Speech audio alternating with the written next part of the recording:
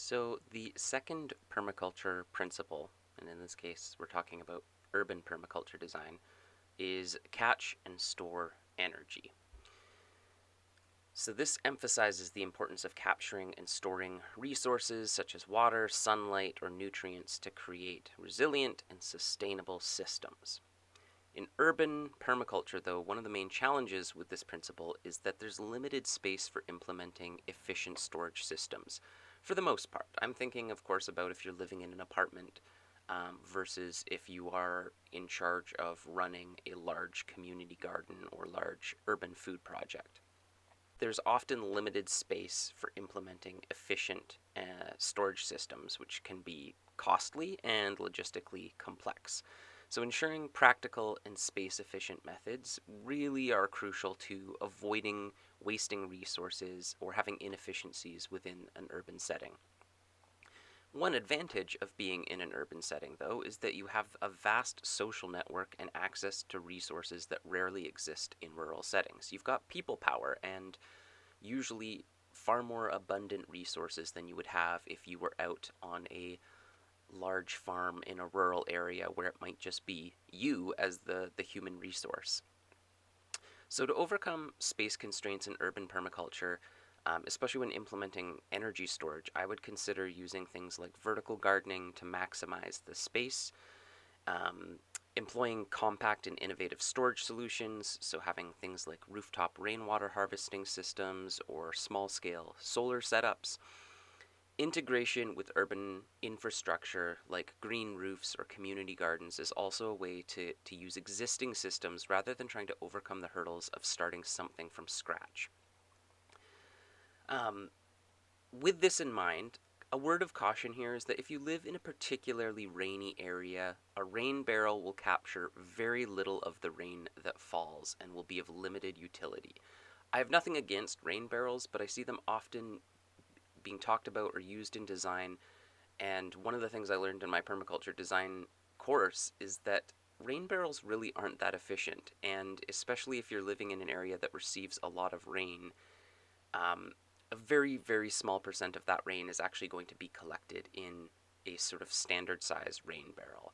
When you do the math of it, it's an insane amount of water that you would actually need to grow crops with. So, while I think rain barrels are great for augmenting existing resources, in an urban setting, you are also usually connected to things like city water and you have access to water. So, adding a rain barrel is usually just adding a resource that you don't actually need and is going to have very limited utility.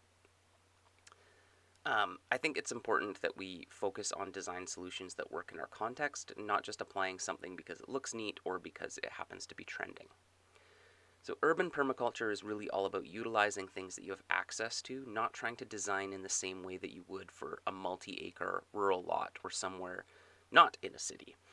A major possibility for capturing energy in cities is making use of the abundance of concrete like sidewalks and roads, which are diverting massive amounts of water. You're starting to see more and more cities incorporate things like rain gardens and natural areas to collect wastewater runoff and clean that water before it goes back out into the ocean or into a watershed. You're also seeing things like urban streams that are getting cleaned up to help absorb and clean water runoff. There's also ways that you could divert some of that water into your own garden. I've seen people use boulevard gardens and able to redirect some of that runoff and actually have it flow into like a little stream bed in their garden or into their actual garden. So, capturing and storing energy, like anything else, is best when it's used as part of an overall system. Adding a solar panel might have a benefit to your project, but utilizing the power of neighborhoods and city councils can also be an effective way at looking at broader systems and a system level of change. That doesn't mean that we can't utilize individual level solutions, just that we have to consider the bigger picture. Ultimately, a city's strength is in its communities. There are likely lots of other people nearby who want to learn about the same things as you and push for meaningful change. So trying to do it all on your own or going on YouTube and finding these success stories about giant multi-acre permaculture lots, while inspiring, are usually not possible in an urban setting. and you're going to be dealing with the limitations of being in a city where there's usually just less space.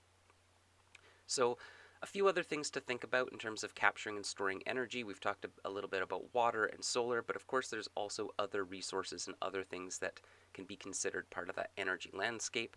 So, using methods like mulching and composting are ways that you can also store energy and put it back into your system. So, adding woody material to your soil will help store moisture and cut down on waste that needs to be picked up. So, thinking about when you're pruning, or you're sort of tidying up your garden at the end of the year, is ways that you can incorporate that back into your system to build up the natural soil ecosystem rather than throwing that all out and having a really energy intensive method of needing somebody to collect that waste and also needing to bring in constantly more resources.